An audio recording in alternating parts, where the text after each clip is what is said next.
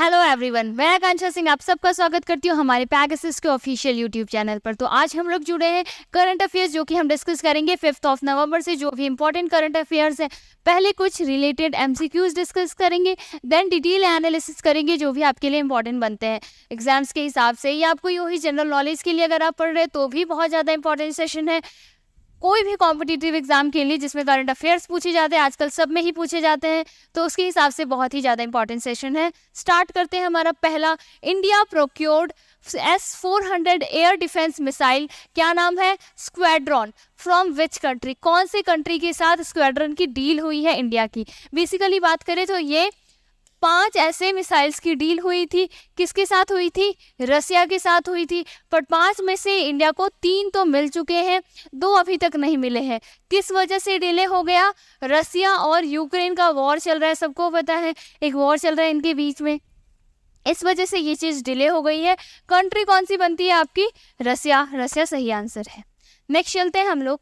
अगला है आपके पास Kaladan multi modal transit transport project. ठीक है, ये जो Kaladan multi modal transit transport project है, ये लॉन्च किन्होंने किया है? तो ये आपकी जो ट्रांसपोर्ट मिनिस्टर है, कौन से मिनिस्टर?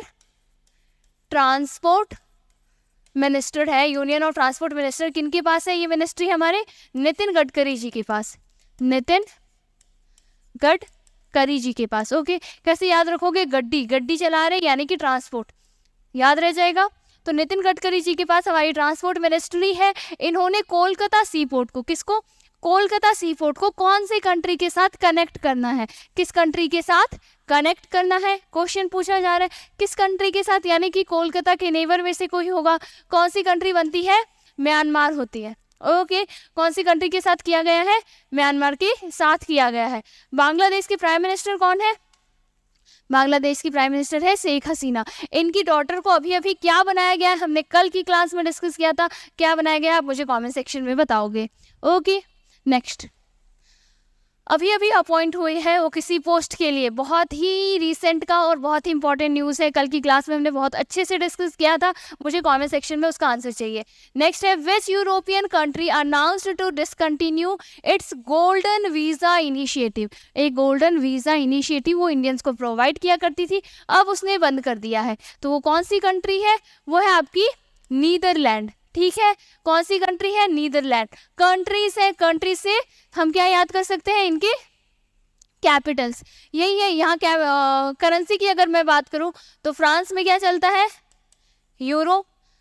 नीदरलैंड के अंदर भी क्या चलता है? यूरो। बेल्जियम के अंदर क्या है? सब में यूरो। डेनमार्क में नहीं, डेनमार्क में क्या चलता है? क्रोन। डेनमार्क की करेंसी क्या है? क्रोन। वहीं अगर मैं बात करूँ फ्रांस का कैपिटल क्या होता है? पेरिस। नीदरलैंड का कैपिटल क्या होता है? कमेंट सेक्शन में बताएंगे आप लोग। बेल्जियम का कैपिटल क्या होता है? ब्रुसेल। Okay, Brussels. डेनमार्क की कैपिटल क्या है? कोपहेगन। ओके, कोपेनहेगन किसका है? डेनमार्क का कैपिटल है। नीदरलैंड का मुझे कमेंट सेक्शन में आंसर, वैसे चलो बता देती हूँ क्या है। एम्स्टर्डम। ज़्यादा होमवर्क नहीं दे रही हूँ। एम्स्टर्डम क्या हो जाएगा? हमारे नीदरलैंड का कैपिटल है। कुछ और अच्छा क्वेश्चन हम होमवर्क के लिए देंगे। अगला है हमारा India's first ever lavender farm is constructed in which city. जब भी लैवेंडर का नाम आए, पहली बात तो इंडिया के मैप में ये जो ऊपर वाले जो स्टेट्स हैं, ओके, यहाँ पे हमारा लैवेंडर फेस्टिवल होता है। लैवेंडर से रिलेटेड चीज़ें ऊपर होती है। तो पहले ही हो गया जम्मू कश्मीर या हिमाचल प्रदेश में से 2 आंसर होगा, इनमें से कोई एक होगा। हमारा आंसर क्या बनता है? जम्मू एंड कश्मीर। यहाँ का जो आपका कठुआ डिस्ट्रिक्ट है, क्या कठुआ डिस्ट्रिक्ट है, यहाँ ये फेस्टिवल या सॉरी यहाँ पे क्या रहा है? आपका लेवेंडर फार्म पहला कंस्ट्रक्ट हुआ है। कहाँ पे? जम्मू एंड कश्मीर के अंदर इंडिया का फर्स्ट लेवेंडर फार्म है। आगे चलते हैं हम लोग। What is the name of the platform launched by prime minister Modi ji ने लॉन्च किया है? क्या प्लेटफॉर्म लॉन्च किया है? नाम क्या है? National unity day. कौन सा day? National unity day. National unity day की अगर मैं बात करूँ तो कब मनाया जाता है? ये मनाते हैं हम लोग 31 ऑफ अक्टूबर को। कब मनाते हैं? 31 ऑफ अक्टूबर को। 31 ऑफ अक्टूबर को और क्या इंपॉर्टेंट है? उस दिन हमारे फर्स्ट होम मिनिस्टर, इंडिया के फर्स्ट इंडिपेंडेंट इंडिया के फर्स्ट होम मिनिस्टर रहे हैं होम मिनिस्टर कौन? सरदार वल्लभ भाई पटेल। ओके, इनका भी बर्थडे आता है कब? 31 ऑफ अक्टूबर को। और उसी के साथ हम क्या बात करेंगे? 31 ऑफ अक्टूबर को ये भी रह गया, इन्होंने ही काम किया था नेशन को यूनाइट करने का। उनके याद में ही, उनके बर्थडे के लिए हम नेशनल यूनिटी डे यानी कि राष्ट्रीय एकता दिवस 31 अक्टूबर को मनाते हैं। इस दिन प्रधानमंत्री मोदी जी ने क्या लॉन्च किया है? तो उन्होंने क्या लॉन्च किया है? मेरा युवा भारत। ये मेरा युवा भारत है क्या? तो अभी एक कैंपेन, एक समझो एक स्कीम कैंपेन ही था। क्या था? मेरी माटी मेरा देश, मेरी माटी मेरा देश। उसका अमृत कलश की यात्रा का समापन समारोह था, समापन यानी कि क्लोजिंग सेरेमनी था। उस क्लोजिंग सेरेमनी में मेरा युवा भारत लॉन्च किया है प्राइम मिनिस्टर मोदी जी ने। अगला है हमारे पास प्रोजेक्ट कुशा। क्या नाम है? Project Kusha. India's long range air defence system project is under the preview of which institution? कौन सा इंस्टीट्यूशन है जो कि प्रोजेक्ट कुशा के ऊपर काम कर रहा है? कौन सा इंस्टीट्यूशन है? DRDO। DRDO का फुल फॉर्म क्या होता है? Defence research and development organisation. Okay, DRDO आपका आंसर बनता है। कुशा के ऊपर कौन काम कर रहा है? DRDO काम कर रहे हैं। अगला है which institution has tasked with the preparation of vision India 2047? Vision India 2047। अगर हम इसकी बात करें तो यानी इसका हमारा ये नहीं है अमृत भारत बनेगा, अमृत काल विजन भी है 2047 का। इसमें इंडिया का एक्सपेक्टेशन है कि इस समय तक इंडिया की GDP यानी इंडिया की इकोनॉमी कितनी हो जाएगी? 30 ट्रिलियन इकोनॉमी हो जाएगी। ओके, 30 ट्रिलियन इकोनॉमी हो जाएगी। ये प्लान किसका है? ये प्लान है नीति आयोग का। नीति आयोग के CEO कौन है? नीति आयोग के CEO है आपकी BVR सुब्रमण्यम। पूछा जा सकता है, एग्जाम्स में पूछा भी गया है। जब अपॉइंट हुए थे तब ये क्वेश्चन आया था एग्जाम्स के अंदर। ओके, साथ ही साथ अगर नीति आयोग के हेड कौन होते हैं, सबसे लीडर कौन होते हैं? तो नीति आयोग के लीड कौन करते हैं? आपके प्राइम मिनिस्टर यानी कि PM मोदी जी इसके लीडर है, PM मोदी जी इसके हेड है। ये सब चीजें आपका आंसर क्या बन जाता है? नीति आयोग। अगला है हमारे पास Manaus. Okay, Manaus which has seen in the news is a city in which country? कौन से शहर में ये कंट्री है? तो ये जो मैनस है ये कौन से शहर में है? ब्राजील के अंदर। बेसिकली ये शहर को क्या हुआ है? एक तरीके से ड्रॉट आ गया है, बहुत बड़ा सूखा पड़ गया है, ऐसा समझो। अब हमारे ये MCQs थे, साथ ही साथ पेगासस करियर एकेडमी आपके लिए एक बहुत ही ज़्यादा सुनहरा मौका लेकर आ रही है। अगर SSC सपना है, आप फिजिकली प्रेजेंट नहीं हो सकते हैं इंस्टीट्यूट के अंदर, कुछ भी कारण हो सकता है, आपकी क्लासेज हो सकते हैं, वर्क हो सकता है, साथ साथ आप प्रिपरेशन करना चाहते हैं, तो उसके लिए पेगासस करियर एकेडमी आपके लिए एक लाइव बैच लेकर आई है जिसके अंदर आपको पूरे 1 साल का सब्सक्रिप्शन मिलेगा। सारे के सारे आपके मेंटोर, एक्सपीरियंस मेंटोर हैं, मोर देन 15 ईयर का इनके पास एक्सपीरियंस्ड है। 15 नवंबर से बैच स्टार्ट हो रहा है। टाइमिंग रहेगी 4 बजे से लेकर 8 बजे तक। Okay, 4 PM to 8 PM timing रहेगी। करना क्या है? पेगासस करियर एकेडमी का ऐप डाउनलोड करना है जो आपकी गूगल प्ले और ऐप स्टोर दोनों पे ही अवेलेबल है। वहाँ जाके ऐप डाउनलोड करें और आप कोर्स के लिए एनरोल कर सकते हैं। डेट याद रखना, 15 नवंबर से क्लासेस लाइव स्टार्ट हो जाएगी। टाइम क्या है? 4 PM to 8 PM। ओके, हम हमारा आगे कंटिन्यू करते हैं। सबसे पहले हमारा न्यूज़ है पैनल थाईलैंड अनाउंसेस। क्या अनाउंस किया है? Visa free entry for the Indians. Indians को क्या मिलेगा? वीज़ा फ्री हो जाएगा। कौन देना है? थाईलैंड। मजे ही मजे हैं। ओके, थाईलैंड जाएंगे, घूमेंगे, मजे करेंगे। थाईलैंड ने फ्री वीज़ा, अब लाइने में लगना नहीं है, फालतू की फॉर्मेलिटीज़ नहीं करनी है। अभी अभी इंडिया को किसी और ने भी फ्री वीज़ा प्रोवाइड किया है। वो कौन सी कंट्री है? श्रीलंका। ठीक है, अभी अभी श्रीलंका ने भी इंडिया को फ्री वीज़ा प्रोवाइड किया है। बात पढ़ते हैं एक बार। Thailand is taking step to revitalise its tourism. वो अपने टूरिज्म सेक्टर को वापस से बूस्ट करना चाहती है। कौन? थाईलैंड। सारी कंट्रीज़ का जो टूरिज्म है ना, पेंडेमिक के बाद ख़राब हो गया था, पेंडेमिक से बहुत ही ज़्यादा बिगड़ गया था। By allowing visa free entries for the citizen of India and Taiwan. 2 countries को दे रही है, वीज़ा फ्री कर रही है 2 कंट्रीज़ के लिए। किस किस के लिए? इंडिया के लिए और ताइवान के लिए। ठीक है, आगे चलते हैं। स्टार्ट कब से हो जाएगा? 10 नवंबर से, 10 नवंबर 2023 एंड कंटिन्यूइंग टिल 10 मई 2024। अगर आप 10 नवंबर 2023 से 10 मई 2024 तक अगर आप थाईलैंड घूमना चाहते हैं तब आपके लिए वीज़ा फ्री है, कोई फॉर्मेलिटीज़ करने की ज़रूरत नहीं है, वीज़ा के लिए अप्लाई करने की ज़रूरत नहीं है। थाईलैंड फ्री वीज़ा दे रहा है इंडियंस और ताइवान को। आप इंडियन हो, आपके लिए काम की चीज़ है। As per the announcement travellers from India and Taiwan can enjoy a maximum, कितने दिन का स्टे मिल जाएगा आपको? 30 डेज का। ओके, 30 दिन यानी समझो 1 महीने का आपको स्टे फ्री दे रही है, फ्री वीज़ा आपको प्रोवाइड कर रही है Thailand without the need of visa. 30 दिन तक किसी भी वीज़ा की आपको कोई ज़रूरत नहीं है, ऐसा थाईलैंड कह रही है। थाईलैंड का कैपिटल क्या है? बैंकॉक। आगे चलते हैं। इंडिया टू होस्ट, इंडिया क्या होस्ट करने वाला है? 2024 वर्ल्ड टेलीकम्युनिकेशन स्टैंडर्डाइजेशन असेंबली। क्या है? वर्ल्ड टेलीकम्युनिकेशन स्टैंडर्डाइजेशन जो असेंबली है वो 2024 इंडिया होस्ट करेगा। India is set to host the prestigious world telecommunication standardisation assembly in 2024। आगे अगर बात करें, marking a significant step toward the advancement of, किस चीज़ के लिए? बेसिकली ये 5G और 6G जो नेटवर्क्स है, 5G 6G, अगर पाकिस्तान की बात करें अभी वो लोग 3G के ऊपर काम कर रहे हैं और हम लोग 5G तक तो पहुंच ही चुके हैं, अब 6G के ऊपर। अगर अभी आप अगर अभी हमारे साथ जुड़े हुए हैं तो अभी हमने एक न्यूज़ डिस्कस किया था जिसमें प्राइम मिनिस्टर मोदी ने मोबाइल कांग्रेस की मीटिंग अटेंड करी है, उसके ऊपर भी उन्होंने 6G के ऊपर, ओके, जो 6G जनरेशन है उसके ऊपर मेन फोकस किया था कि 6G नेटवर्क्स के ऊपर काम करना है। वैसे ही ये जो रहा है इसके अंदर भी 5G और 6G नेटवर्क्स के ऊपर काम किया जाएगा।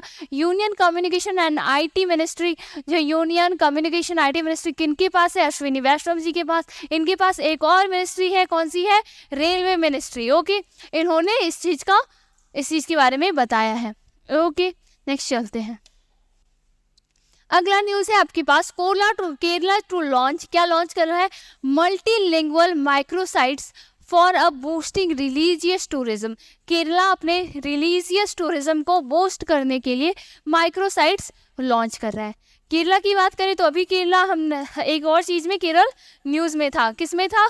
ये गोल्ड हब बनाना चाहता है, किसको? केरल को गोल्ड हब बनाना चाहता है। इसके लिए इसने क्या किया था? हॉलमार्किंग जो है गोल्ड के ऊपर कंपलसरी कर दी थी केरल के जितने भी डिस्ट्रिक्ट्स हैं उसके अंदर। ओके, स्टार्ट करते। The Kerala tourism board are launching a series of multilingual microsites to promote religious tourism. बहुत सारे माइक्रोसाइट, बहुत ऐसे साइट्स होंगे जो रिलीजियस, यानी कि जो आप देख सकते हैं केरल के अंदर बहुत ही ज़्यादा सुंदर सुंदर मंदिर है। अगर हम वहाँ की इन्वायरमेंट को भी देखें, पेड़ पौधे झरने सब कुछ हैं, साथ ही साथ बहुत सारे कल्चर को वो खुद में इकट्ठा किए हुए हैं। तो इस हिसाब से केरल एक बहुत ही ज़्यादा कल्चरिक, हम बात करें तो कल्चर से रिलेटेड एक बहुत ही अच्छा डेस्टिनेशन है घूमने के हिसाब से। अगर आप देखो, a microsite that provide a wide range of information in different language, यानी कि आप अलग अलग लैंग्वेज से आ रहे हैं, अलग अलग जगह से आ रहे हैं, तो हर एक लैंग्वेज में आपको उसकी इन्फॉर्मेशन मिल जाएगी। A microsite that provide information about the Islamic rituals, जो इस्लाम से रिलेटेड है, उनकी rituals, places, visit, festivals and traditions, क्या क्या ट्रेडिशंस वो फॉलो करते हैं, वो सारी चीज़ें उनके अंदर मेंशन्ड होगी, जो हेल्पफुल रहेगी टूरिज्म के लिए। जो लोग घूमने आएंगे उनके लिए बहुत ही ज़्यादा हेल्पफुल रहेगी। आगे बात करें, a microsite dedicated to the hill shrine, क्या? Pathanamthitta, okay, district where which is connect the English, Hindi, Tamil, Kannada and Telugu, ये सारे लैंग्वेज को कनेक्ट किया जाएगा। ओके, साथ साथ क्या है इसके लिए टोटल बजट कितना रखा गया है? टोटल बजट रखा गया है 93.81 लाख। ओके, 93.81 लाख का बजट है। Kerala tourism has a package for different religion including Hindu, Islam, Christian and Jewish. अलग अलग रिलीजन्स के लिए अलग अलग पैकेजेस लेकर आई है केरला गवर्नमेंट। नेक्स्ट है हमारे पास न्यूज, राजनाथ सिंह, जानते हैं हम लोग, हमारे डिफेंस मिनिस्टर हैं राजनाथ सिंह। उन्होंने क्या इनॉग्रेट किया है? India manufacturing show. और ये कहाँ पे किया है? बैंगलोर के अंदर, यानी कि कर्नाटक के अंदर उन्होंने इंडिया मैन्युफैक्चरिंग शो का इनॉग्रेशन किया है। किन्होंने किया है? राजनाथ सिंह जी ने। 2 से 4 नवंबर तक ये इवेंट रहेगी। ओके, ऑन नवंबर 2 नवंबर को द ऑनरेबल रक्षा मंत्री Shri Rajnath Singh inaugurated the 3-day India manufacturing show in Bangalore Karnataka. Bangalore Karnataka में ये 3 दिन का इवेंट रहा है, 2 से 4 तारीख तक। हमारे रक्षा मंत्री जो राजनाथ सिंह जी हैं, उन्होंने इस इवेंट का इनॉग्रेशन किया है। कहाँ पे किया है? बैंगलोर के अंदर किया है। नाम आपको याद रख लेना, इतनी चीज़ें इंपॉर्टेंट है। This is the 6th edition of the show. कौन सा एडिशन है? 6ठा संस्करण है इस शो का। ऑर्गेनाइज जॉइंटली बाय, किन्होंने साथ में हेल्प करी है इसको ज्वाइन करने के लिए? तो लघु उद्योग Bharat and IMS foundation and supported by the department of defence production. ये 3-4 चीज़ें हैं, 3-4 ऑर्गेनाइजेशन हैं जिन्होंने मिलके किया है। कौन कौन है? लघु उद्योग भारती, ठीक है, लघु उद्योग भारती एंड IMS फाउंडेशन एक ये, and supported by the department of defence production. ये जो ऑर्गेनाइजेशन है, इन्होंने मिलके सपोर्ट करके इस इवेंट को स्टार्ट कराया है। Ministry of defence, that event carries the central theme of make in India. Defence की जो थीम है, इस इवेंट की जो मेन थीम है, वो थीम क्या है? Make in India and make for world. India में बनाना है, पर बनाना किसके लिए? पूरे वर्ल्ड के लिए। इंडिया में बनाएंगे, पूरे दुनिया में बेचेंगे, ये थीम था इस बार के इस इवेंट का। ओके, नेक्स्ट चलते हैं हम लोग। अगला है EPFO सेलिब्रेट्स इस 71st फाउंडेशन डे। हम सबको EPFO में सिलेक्शन चाहिए होता है। SSC की भी आप तैयारी कर रहे हो, EPFO के एग्जाम बहुत सारे होंगे आप में से जिन्होंने EPFO की भी तैयारी करी होगी। तो EPFO ने क्या किया? अपने 71st फाउंडेशन डे सेलिब्रेट किया है। कहाँ पे किया है? न्यू दिल्ली के अंदर किया है। Union minister of labour and employment, environment, forest and climate changes कौन है? Shri Bhupendra Yadav. Okay, Shri Bhupendra Yadav inaugurated the 71st foundation day of the employees provident fund, यानी EPFO का 71st जो डे था उसको इनॉग्रेट किया है किन्होंने? भूपेंद्र यादव जी ने। ये चीज़ हमारे काम की है। कहाँ पे किया है? भारत मंडपम न्यू दिल्ली में। इवेंट कहाँ पे रहा है? भारत मंडपम न्यू दिल्ली में ये इवेंट रहा है। कौन सा? 71वां। Okay, the event featured a documentary film title achievement of EPFO। क्या था? The event featured a documentary film, एक डॉक्यूमेंट्री फिल्म दिखाई है। अचीवमेंट ऑफ EPFO, ये उसका नाम रहा है उस फिल्म का। ठीक है, showcasing the organisation remarkable journey of 7 decades, यानी 70 साल हो गए हैं। 71वां अपना बर्थडे मनाया है, 70 साल हो गए हैं इस ऑर्गेनाइजेशन का। उसका एक मूवी टाइप था, एक फिल्म डॉक्यूमेंट्री टाइप दिखाई गई है। आगे बात करते हैं हम लोग। Prime minister to inaugurate world food India 2023 mega food event. Okay, यहाँ देखो, वर्ल्ड फूड इंडिया कब से? 3rd से 5th नवंबर तक रहा है। प्रोसेसिंग फॉर प्रॉस्पेरिटी क्या रहा है? इसका थीम रहा है। प्रोसेसिंग फॉर प्रॉस्पेरिटी इसका थीम रहा है। यहाँ डिस्कस करते हैं। Prime minister Narendra Modi will inaugurate the 2nd edition of world food India. ठीक है, वर्ल्ड फूड इंडिया का 2nd edition prime minister Modi ji inaugurate कर रहे हैं। कब से कब तक रहेगा? 2 से 5 नवंबर तक रहेगा। One of the most anticipated attraction of world food India 2023 क्या है? Food street. इस बार की सबसे ज़्यादा अट्रैक्शन की चीज़ क्या है? फूड स्ट्रीट लगाई जाएगी जिसके अंदर बहुत सारे फूड के आइटम्स होंगे। The culinary delight will showcase regional cuisine, यानी अलग अलग छोटे छोटे दूर दूर की जगह की जो इम्पोर्टेंट क्यूजीन्स है, इम्पोर्टेंट खाना है, वो सारा कुछ वहाँ के इम्पोर्टेंट डिशेज, साथ ही साथ जो रॉयल यानी जो रॉयल्टी वाले खाने होते हैं, शाही खाना, वो भी परोसे जाएंगे वहाँ पे। ये सब चीज़ें वहाँ की क्या है? सबसे मेन अट्रैक्शन रहेगा वर्ल्ड फूड इंडिया का। आगे बात करते हैं इलेक्शन कमीशन इंडिया। कौन है हमारे election commissioner? Chief election commissioner कौन है? राजीव कुमार। ओके, राजीव कुमार हमारे चीफ इलेक्शन कमिश्नर है। Designed in house software for complete candidate and election management through encore. क्या नाम है? एनकोर। बात करते हैं। The election commission of India has developed N in house software. एक सॉफ्टवेयर बनाया है, नाम क्या है? एनकोर। ठीक है, उसका क्या नाम है? Encore. Enabling communication on real time environment, ये उसका फुल फॉर्म हो जाता है। Encore is a comprehensive software suits design for efficient candidate and election management. कैसे इलेक्शन को मैनेज किया जाएगा, क्या जो कैंडिडेट्स है जो खड़े हो रहे हैं इलेक्शन में उनकी क्या क्या एफिशिएंसी है, वो सारा कुछ इसके अंदर एनकोर के अंदर मेंशन रहेगा। छोटी सी चीज़ है, समझ में आ गई हो आप लोगों को। एक सॉफ्टवेयर एनकोर है जो कि इलेक्शन कमीशन ऑफ इंडिया ने लॉन्च किया है इस बार इलेक्शंस के लिए। आगे चलते हैं। बैंक ऑफ बड़ौदा ने क्या किया है, अपॉइंट किया है किनको, कटगटूर शीतल वेंकटेश मूर्त को as head of digital channels. क्या डिजिटल चैनल्स के लिए कटगटूर शीतल वेंकटेश मूर्त को डिजिटल चैनल्स के लिए क्या अपॉइंट किया गया है, उनको हेड अपॉइंट किया गया है। ठीक है, ये हमारा छोटा सा पॉइंट है, आगे डिस्कस करते हैं।